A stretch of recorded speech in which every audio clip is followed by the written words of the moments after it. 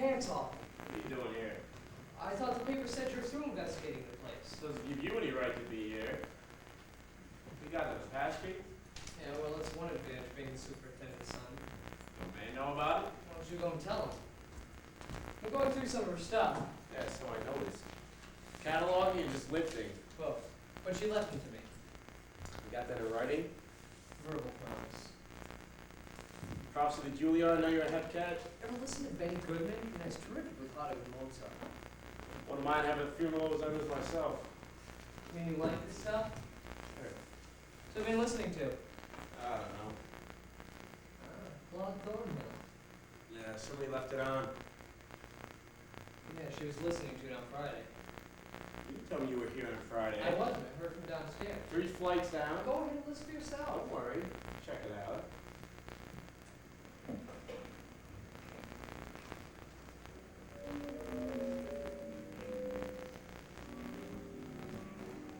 That's nice. You know, why did I have to go to the stadium on Friday? If I'd stayed here, none of this would have happened. Of course, my mother had to buy me season tickets, so I can't miss the concert. Thought you liked music. Tchaikovsky is not music. Is that what they played? Yeah. No Bach? No, why? Nothing. I'm gonna put those back. I don't know if I just take a Put couple. them back. Stuff's in probate. Do you mind if I intrude on this raucous memorial? Hello, Lineacre. The flesh is still warm and they sit here making a ghoulish cacophony. Some musician light. An unfortunate aberration in one whose taste was otherwise flawless. Those of us who love to prefer to cherish a more felicitous memory. What are you doing here, Mr. Lineacre? Precisely the question I was about to ask you. Didn't I read that the constabulary had evacuated the premises? You haven't answered my question. I had hoped to spend a few moments alone here. Now even that small solace seems to have been denied me. How'd you figure on getting in? Our young friend here is not above accepting a small gratuity. At least nothing's been changed. What'd you expect? The devastation which usually follows in the wake of the police. I've spent the past 5 nights at home, shuddering at the thought of you here reading her letters, poring over her diaries, prying into her wardrobe, laying your heavy hands on her most intimate possessions. Well, in my heavy-handed way, I'm trying to find out who murdered her. Here. This might be easier on that leg. Observant, aren't we? Extreme astigmatism has made me sensitive to the handicaps of others. It's no handicap. I'm sorry. Badge of service. Dominic mob. Of course. Siege of Babylon, Long Island. Don't tell me they put over the silver fibula. Tibia. One of my most superb stories was based on an historic encounter. It was published in a number of anthologies. I never read it. I'm sorry. I made quite a romance out of that silver shin bone. It first appeared in Collier's. That's why I thought you might have. I don't read your stuff. Why not? Too literate for you? No, too precious. You're not by any chance the literary critic of the Police Gazette. Detectives are only illiterate in detective stories. My, if we were only as quick at our work, we might have the murderer now. We might. For friends were a little more helpful. Less witty. Frankly, I was distressed at your first approach to this case. You seem to regard it as an irksome chore which kept you, as you so quaintly put it, from watching the Dodgers mop up the cars. You're not a Dodgers fan? I think you underestimate the complexity of this case. Handle tougher ones. My dear young man, you're dealing here with the enigma of a modern woman. In order to solve the puzzle of Laura's death, you must first resolve the mystery of her life. Well, that's pretty elementary, Watson. Forgive my impertinence, I only meant... Greetings, Shelby. Evening, Waldo. Danny? McPherson's holding open house. Bessie and I have come up to take inventory. Is that all right with you, McPherson? Sure, go ahead. Harper's unsealed. Laura's sister's still too ill to come herself. She wrote and asked me to take care of her things. Why you? Why not? As a fiancé, they'd expect me to. Of course, we must observe the conventions. I'm sorry if you're offended, Waldo, but her sister... Her sister was aware of our long and close friendship. She knew that Laura consulted me on every piece of this apartment. I'd be pleased to have your help. Well, don't just stand there, Bessie. Come on in. I can still see her laying there. Please, Bessie. The verb is lying. There, right there. I open the door and walk in like always, and then my foot. I look down there. Her poor face all shot away. Let's try not to think about it, Bessie. So hot. You could just wring me out. Sticking all over. Why don't you take your coat off, Mr. Lydecker? This room's like a Turkish bath. I'm quite comfortable, thank you. I'll get started on your clothes, Mr. Carpenter. Thank you, Bessie. Danny! Danny! Aren't you on speaking terms with your mother, Daniel? I don't want to know I'm here. Be careful, lad. The silver cord brooks no resistance. Mr. Carpenter, Laura finds me my picks on the desk record. Oh? Ah, the vultures gather. Reminds me, Carpenter. What did you tell me you heard at the stadium on Friday? Bob. What? It just goes to show you Princeton Music Appreciation 4. Sits there listening to Tchaikovsky and he thinks he's hearing Bach. If you look up Friday's Times, you'll find it was Bob. But Bruno Walter got sick, so they switched to Saturday's program. How do you know? I was there. You were. The man who hath no music in himself is fit for treason, stratagem, and spoilage. Danny's probably right. I was upset that evening, and I'm afraid I didn't pay much attention. Understandable after that lovely row. Row? Who with? Law. It wasn't very important. Important enough to take your mind off the music. Unfortunately, I had to leave before it was over. It promised a most interesting climax. Oh, excuse me, I didn't know there was anyone here. Did you let him in, Daniel? I was here, Mrs. Dorgan. Oh, then it's all right. I knew Daniel was here the moment I got home and saw the key was missing. I wish you'd tell him he's not to come up here anymore, Mr. McPherson. Okay, Mrs. Dorgan. He was only going over some records. You wouldn't think a boy with his musical education would be interested in jazz records, would you? But try and tear him away. Mom, don't. Mr. Lydecker, and nobody to question his taste, says that he has an exceptional talent. His father and I have sacrificed everything. We even took our present position to keep up his education. We bought a Steinway for him. Of course, it was old, but it has a very fine tone. Mom, come on. He used to practice 6 hours a day until she moved in. Now it's nothing but jazz. Of course, I thought I wouldn't have to worry anymore now that she's gone. Let's go. All right, Dan. Ow! Oh, now look what you did. Small loss. What was it? It's Jelly Roll Morton. But then a dime a dozen, huh? Not this one, it's a collector's item. Real gut bucket. It's the only Jelly Roll that Billy Cato ride.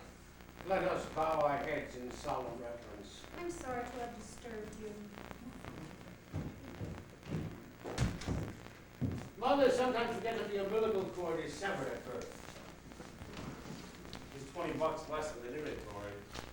Don't tell me that you're also a gut bucket connoisseur. Well, I know what I like. $20. Remarkable. One can get the B minor mass for half that sum. Shelby, how does the idea of a reward strike you? I wish I could afford it. I'm prepared to offer 5,000. That's very generous of you, Waldo. It may hasten the apprehension of the monster. You don't mind, do you? Use 5,000? Incidentally, you're not to include that vase in your inventory. Why not? It wasn't yours. I distinctly remember your bringing it to her on Christmas, all tied up in ribbons. Not only ribbons, old man, there was a string attached to that package. An old Laura Waldo custom. A mutual loan on Christmas Day of a possession the other admired. Are you sure you haven't just created that ritual? That vase is a part of my collection, and I intend to have it. I'd leave it if I were you. Estate's in probate. I'll put it down anyway. By all means, protect the estate. Oh, and as a possible heir, you might be interested in knowing that the Ascot Gallery has a buyer for a portrait. Oh, no. I'm keeping it for myself. I can't think why. It's utterly worthless. I wouldn't consider Stuart Jacobi worthless. It's a poor imitation of Spicer. I deplore Spicer, and I loathe portraits in oil. Does it look like her? It's a remarkable resemblance. He's caught on her warmth and vitality. Nonsense. It makes her look a willful, empty-headed jade, which at times she was wont to be. That's not true, you know it. She was all emotion and impetuosity. If only she hadn't been so generous of herself, so prodigal, so wasteful. That's what I like about her. You. What do you know about her? I've been with this thing for almost a week now. Now look here, McPherson, restrain yourself, Shelby. It was at best a second-hand intimacy. Oftentimes more revealing than first-hand contact. You seem more interested in the victim than in the murderer. I'll be ready in just a minute, Mr. Carpenter. I just have to get the things out of the cupboard. Thank you. But whether you like it or not, Waldo, I'm keeping that portrait. I wish he would take it out of here. It violates my memory of her. Look at it. Her eyes were a lucent violet, and he's made them a washed-out cobalt. A remarkable resemblance, says Shelby. How little knew her. Well enough to be in love with her.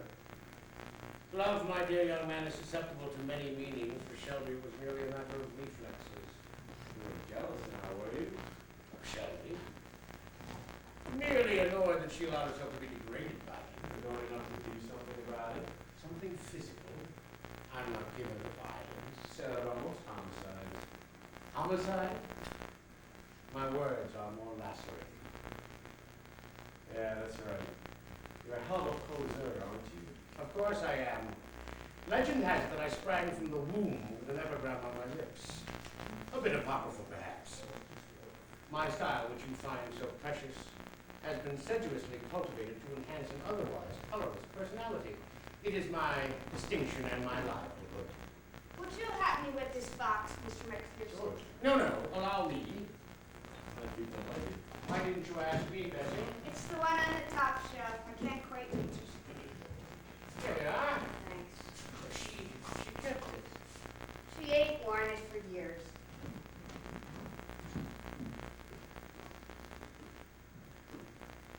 A gift of mine. I remember the night I gave it to her. Her birthday. We'd been at the theater. I arranged a little supper afterward at my apartment.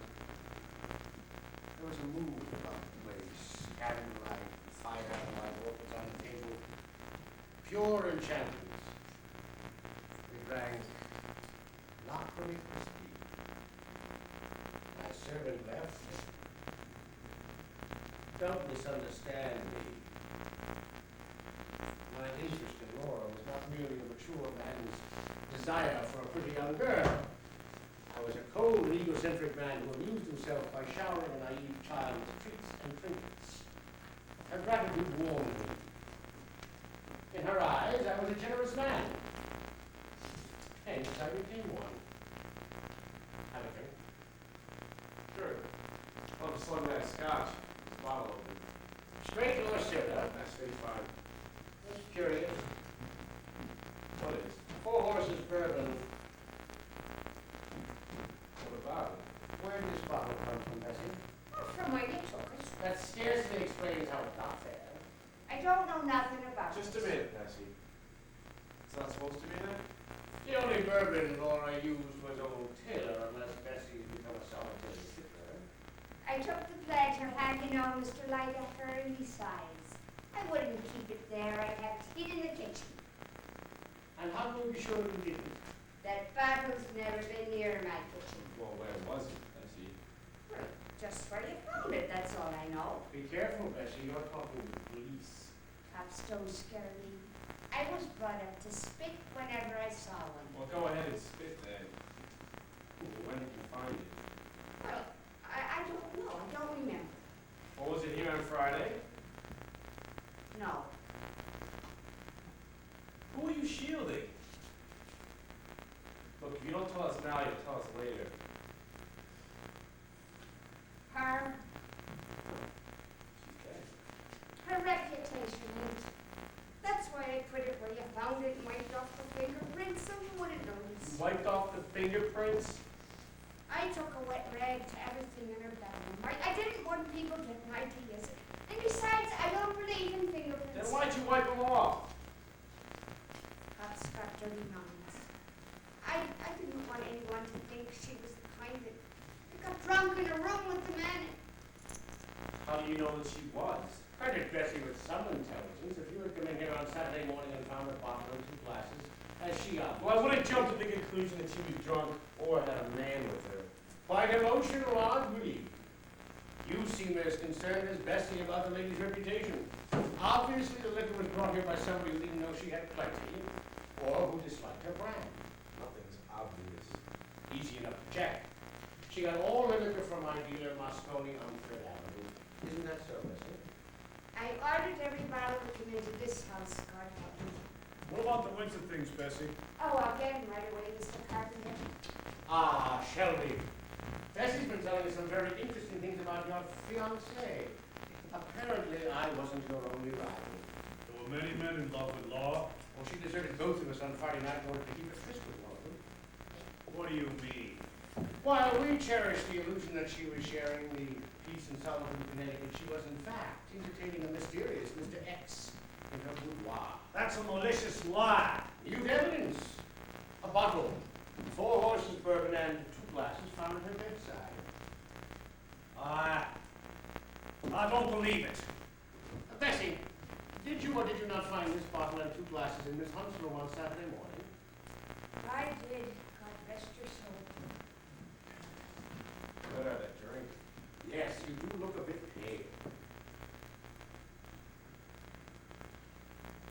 Oh, I'm sorry. You Southerners prefer to drink bourbon, don't you? 4 horses. I'm sure I know someone who uses this brand. It seems to be somebody quite close. Steady, old man, you're smelling it. If you like, I'll finish that inventory for you. I prefer to do that myself. I don't wonder at your distress. It must be disconcerting to contemplate oneself as the victim of Primaur's little cockle-ray. Take it easy there, Carpenter. How dreary these manly exhibits. I'll warn you, Waldo. I stood for you while Laura was alive, but I'll be damned if I'll stand for you now. Are you leaving, Mr. Carpenter? Yes, we'll finish in the morning. I'll meet you here at 10. Good night, McPherson. Good night, Carpenter. How I loathe these crude displays. I really could use that scotch now. How about you? Why not?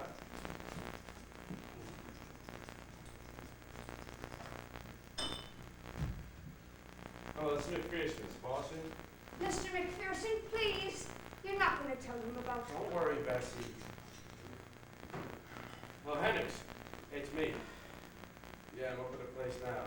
Listen, you better get a man to tell Carpenter. He just left there. Gotta be over at the athletic club in like 10 minutes. Nah, nothing much. Yeah, I'll talk to you later.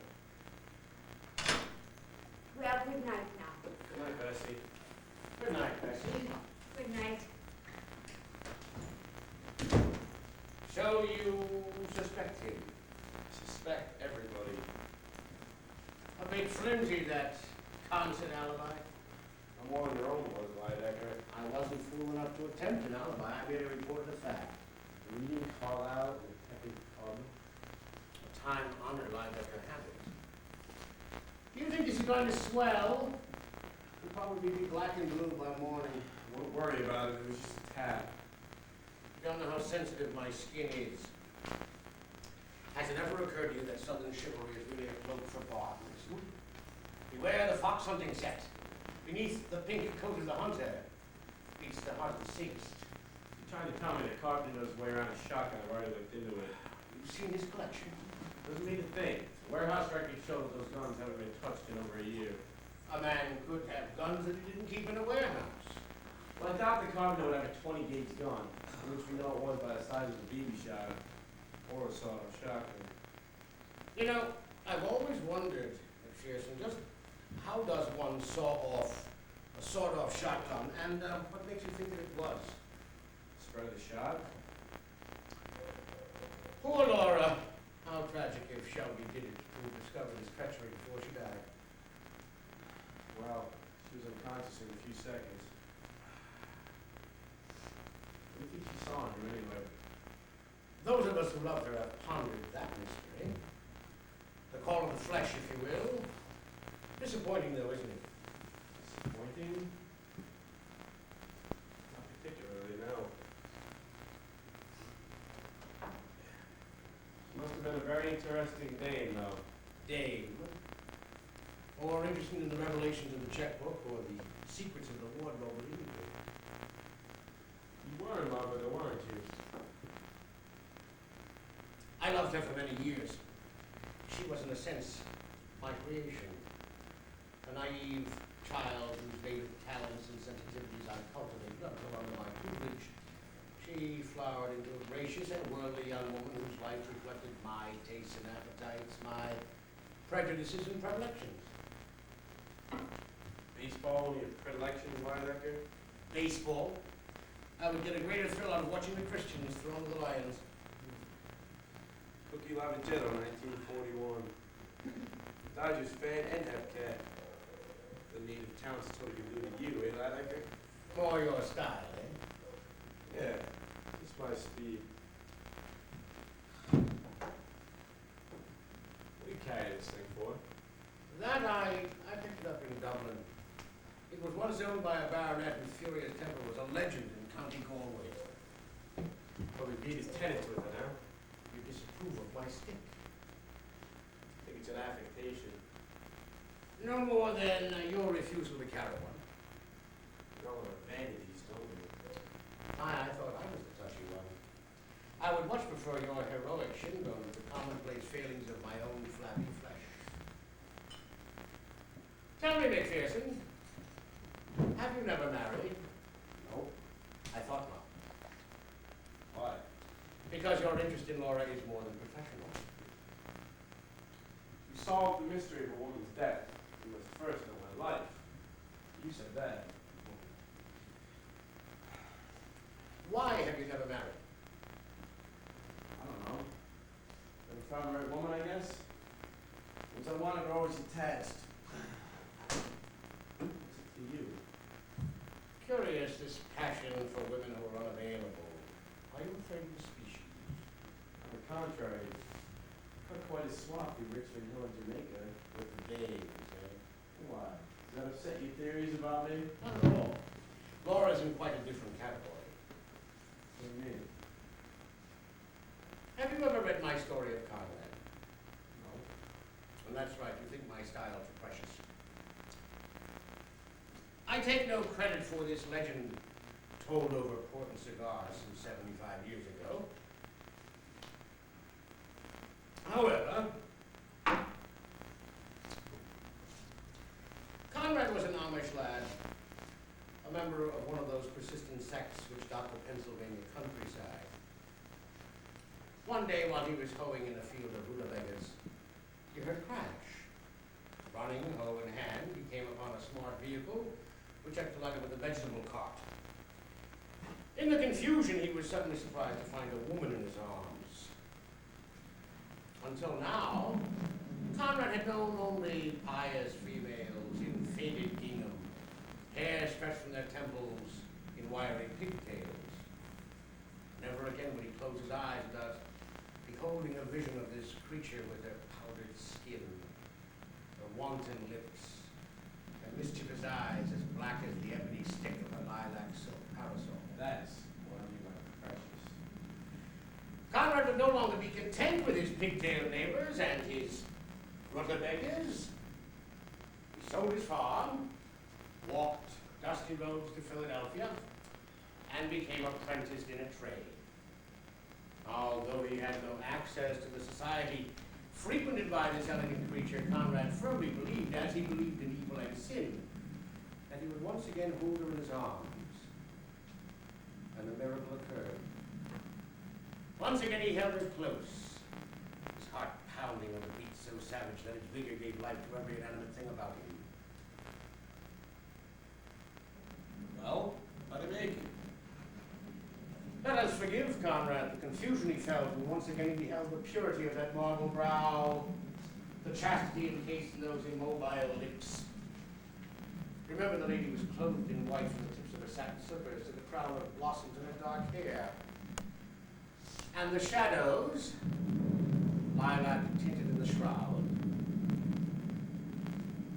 Shrouds were still the custom in those days, you know.